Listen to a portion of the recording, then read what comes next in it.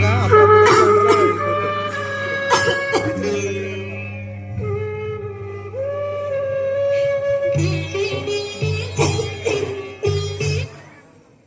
నాన్న వాసు, ఎక్కడున్నావురా? నీకోసం ఈ ప్రాణం ఎదురు చూస్తుంది. ఎప్పుడొస్తావురా?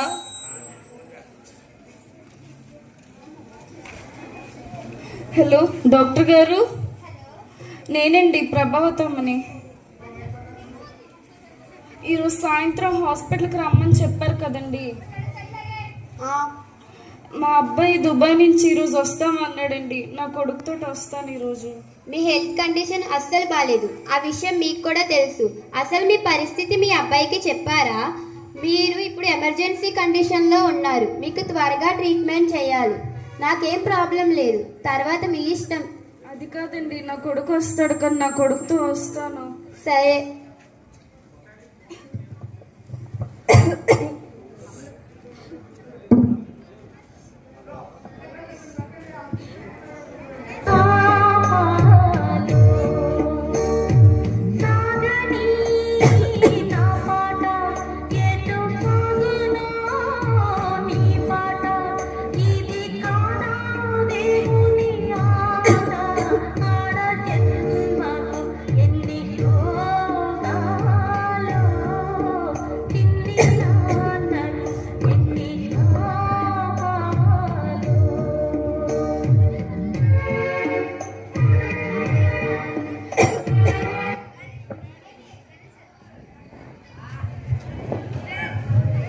అమ్మా,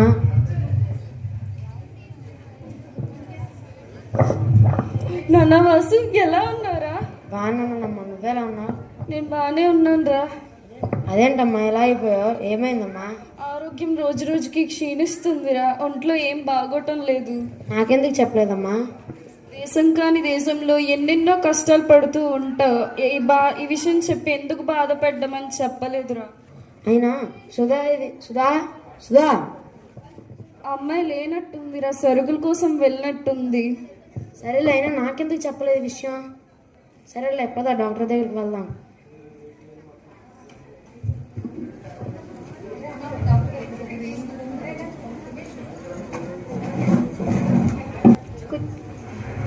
కూర్చోండి. మీరు? మా అబ్బాయి అండి.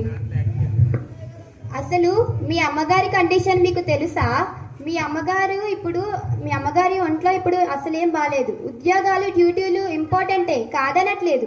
కానీ కుటుంబం కూడా ఇంపార్టెంటే కదా. మీరు వచ్చేంత వరకు ప్రాణం ఆగుతుందా? కొంచెం కూడా